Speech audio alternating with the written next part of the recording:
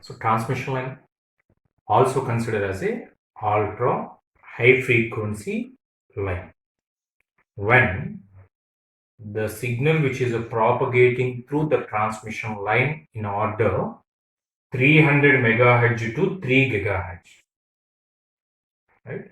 The transmission line is also considered as a ultra high frequency line if the signal which is propagating through the transmission line frequency in order 300 megahertz to 3 gigahertz. So here if you observe, the frequency is very high. Frequency in order of megahertz to gigahertz, 300 megahertz to 3 gigahertz. That order, that radio frequency range is called as ultra high frequency range. In that case, how the parameters of transmission lines are affected, right? So first characteristic parameter is characteristic impedance.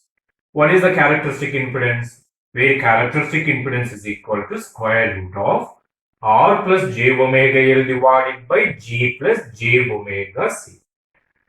Right? In ultra high frequency range, the frequency is very high. That is in order of mega or in order of giga.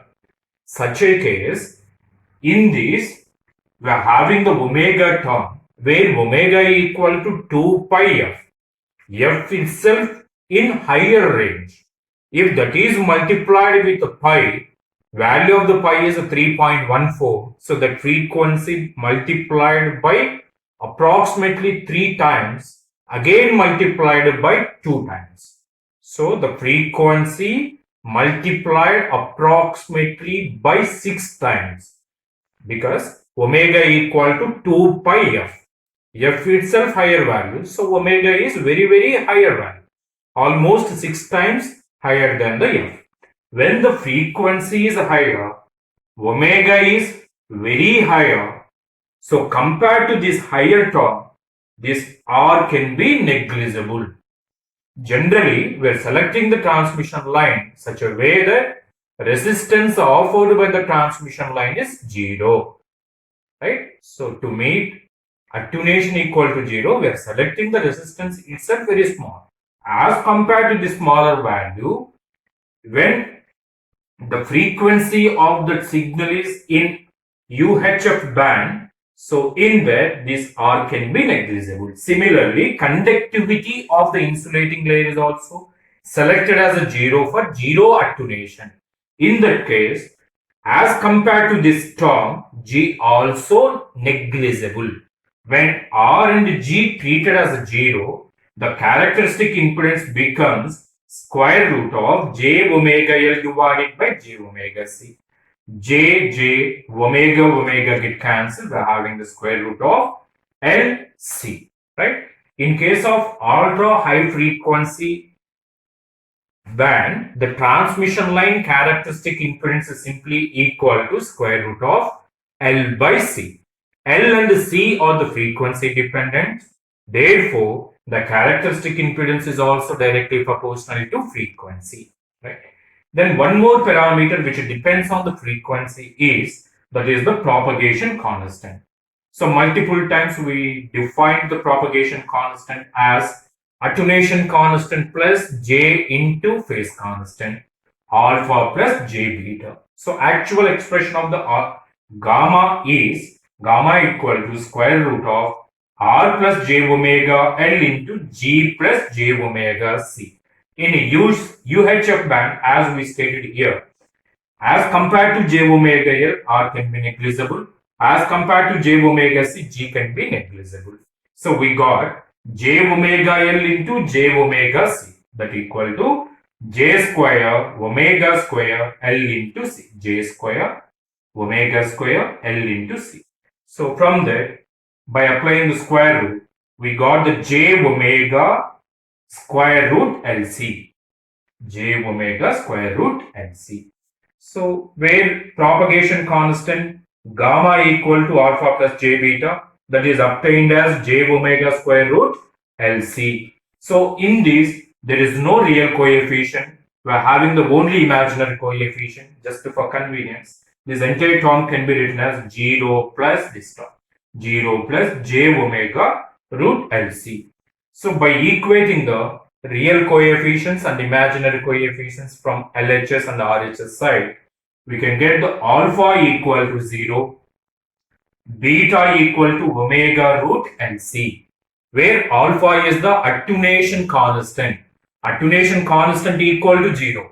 So how the transmission line acts in UHF band? Attenuation equal to 0. Right? So whatever it may be the property of the transmission line, simply attenuation equal to 0. There is no attenuation across the transmission line when we are selecting the frequency of the signal which is propagating through transmission line in order of 300 megahertz to 3 gigahertz. So we can get the attenuation equal to 0, attenuation constant equal to 0. But what about the phase constant? Phase constant linearly depends on omega, where omega equal to 2 pi f, right? That equal to omega root LC, right? Where omega equal to 2 pi f. As we know that omega equal to angular frequency is equal to 2 pi f. So phase constant beta is equal to omega root LC. Omega substituted as 2 pi f root LC. We know that phase velocity equal to 1 divided by root LC.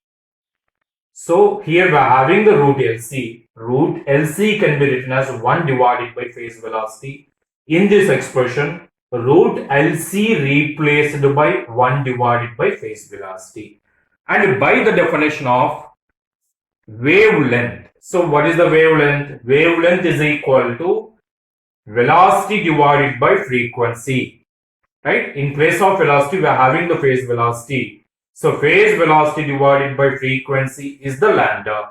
But in the beta, we are having the f divided by phase velocity. So what is the lambda? Phase velocity divided by frequency. Therefore, frequency divided by phase velocity becomes 1 divided by lambda. So f divided by phase velocity, f divided by phase velocity is equal to reciprocal of wavelength, that is lambda. So therefore beta can be written as 2 pi by lambda.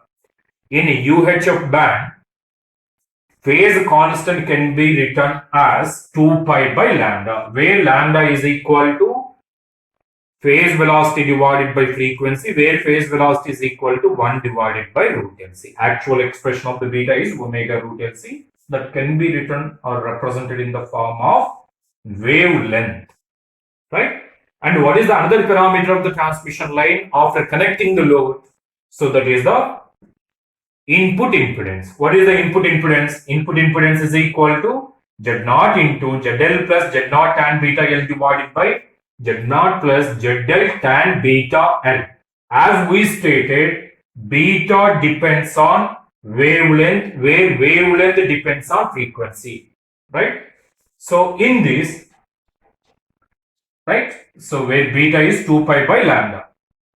If you are selecting the beta is constant, the frequency constant, then at different L's, if load is connected, at different lengths, if load is connected, if the length of the line equal to lambda by 8, if the length of the line is lambda by 8, here the length is represented in terms of wavelength of the signal which is propagating through transmission line. So here the L is represented in terms of lambda. So first we are consider length of the transmission line is lambda by 8, right? At that position, if you are connecting the load, what is the input impedance? We are going to discuss, right? So at L equal to lambda by 8, if a load is connected, right, that load is connected, simply in this expression L replaced by lambda by 8. So therefore sometimes that UHF line is also referred as lambda by 8 line. Why? Because line of the line is selected as lambda by 8. At every lambda by 8th length, we are connecting the load. right? In that case, how the input impedance? So when L equal to lambda by 8, in the input impedance, we are having the Z naught into ZL plus Z naught tan beta L divided by Z naught plus ZL into tan beta L. So what is the beta? 2 pi by lambda, right? Beta equal to 2 pi by lambda. Here, which length of the transmission line were selected? Length of the transmission line selected as a lambda by 8, right? So, in that, wherever the L is present, that L is replaced by the lambda 8, beta is replaced by 2 pi by lambda. So, here, tan beta L, we are having beta equal to 2 pi by lambda, L replaced by lambda by 8. Lambda get cancelled. 2, 8 here. So 2, 4 times 2, right? 2 4s are 8. So we're having the beta L equal to pi by 4. Lambda get cancelled. 2, here 4. So pi by 4 we're having. Similarly, wherever the beta L is present, that beta L simply replaced by lambda by 4. So what is the beta L? So where beta L, here if you observe, beta L equal to, what is the beta? Beta is equal to 2 pi by lambda, where L is equal to, L selected as lambda by 8. So lambda get cancelled, 2, 4, 7. So we are having the beta L as a pi by 4. So in the input impedance, wherever the beta L is present, the beta L is replaced by the pi by 4. So we are having the input impedance is equal to Z0 into ZL plus Z0. Beta L becomes pi by 4, tan pi by 4 divided by Z0 plus ZL tan pi by 4. We know that tan pi by 4 is the 1. So therefore, Zin is equal to Z0 into ZL plus Z0 divided by Z0 plus ZL. So Z0 plus ZL get cancelled. We are having the Zin equal to input impedance equal to Z0. So what is the physical meaning of this? Zin equal to Z0. When the Zin becomes a Z0, at which length? At which length if load is connected? When the length of the transmission line is expressed in terms of wavelength, that equal to lambda by 8. If you are connecting the load, the role of the load is nullified. So simply impedance of the transmission line is carried. So therefore, this type of UHF line is called as impedance transformer.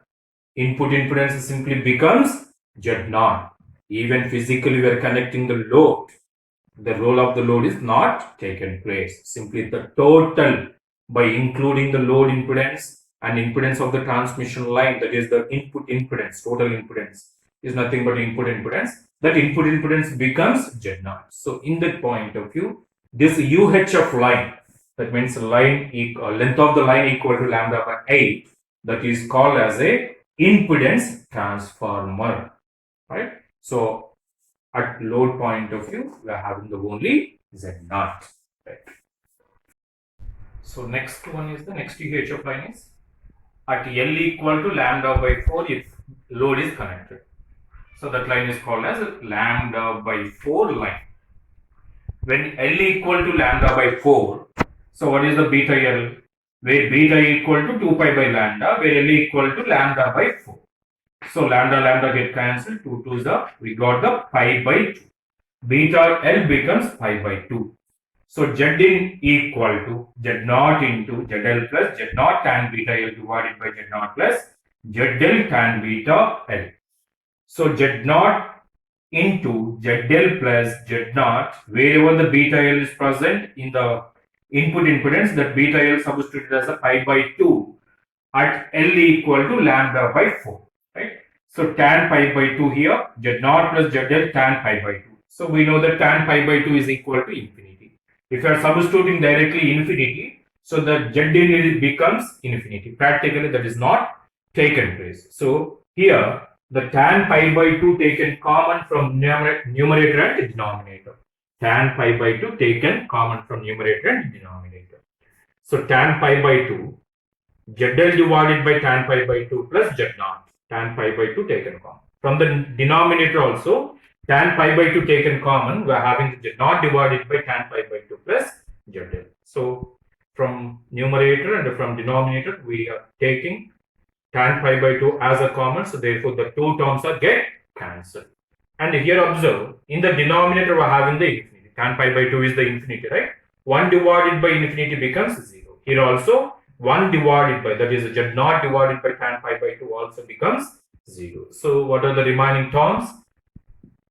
Z naught as it is carried. In this, we are having the Z naught divided by ZL. So therefore, input impedance equal to Z naught square divided by ZL. So that means, what is the input impedance of the transmission line? If the load is connected at length equal to lambda by 4. So that equal to Z naught square divided by ZL. Both are taken place. Characteristic impedance, that means impedance of the transmission line, and external load which is connected, both are taken place in the input impedance. Where the input impedance is measured, you have to remember the fundamentals, right? So input impedance means input impedance is measured at generator end by including the impedance of the transmission line and by including the impedance of the load externally connected, right? So where Zn is equal to Z naught square divided by Zn. In the first case, what is the first case? L equal to lambda by 8.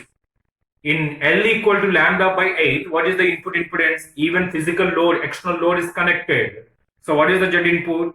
Z input is equal to simply Z naught, right? The role of the load is not taken place. But whereas when L equal to lambda by 4, we got the Zn is equal to Z naught square divided by Zl. And the third case, when L equal to lambda by 2 is selected. What is the meaning of the L equal to lambda by 2 means? You have to remember, at that position or at that length, we are connecting the load, right?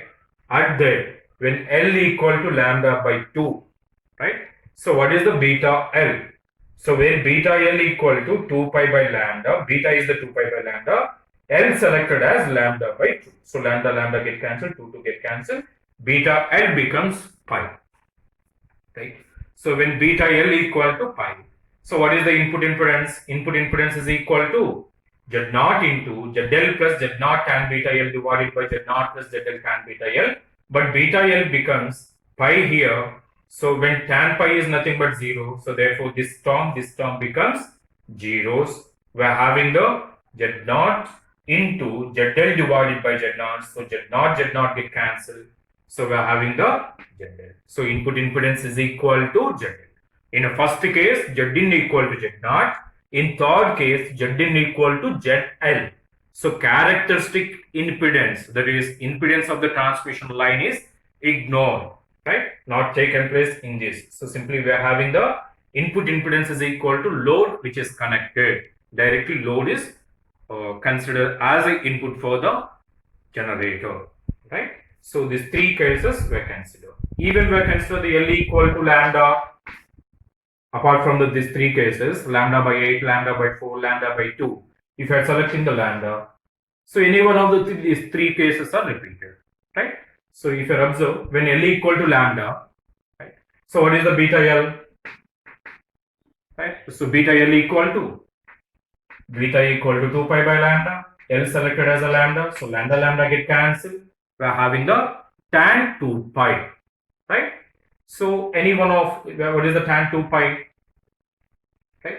So tan pi becomes 0. So tan 2 pi becomes 0. So any one of the condition taken place. So apart from these three conditions, if you are selecting any one of the at any length, if I consider in terms of lambda, like lambda 2 lambda or 3 lambda by 2, like that you can consider. So any one of three possible conditions are repeated. That's why we are consider the three UHF lines. What are the three UHF lines? One is the lambda by 8 line, lambda by 4 line, another one is the lambda by 2 line, right? So this lambda by 2 line, lambda by 4 line. So this is about UHF line. So in this, simply at UHF range, that means if the signal which is propagating through transmission line having the higher frequencies, how the parameters of the transmission lines are affected.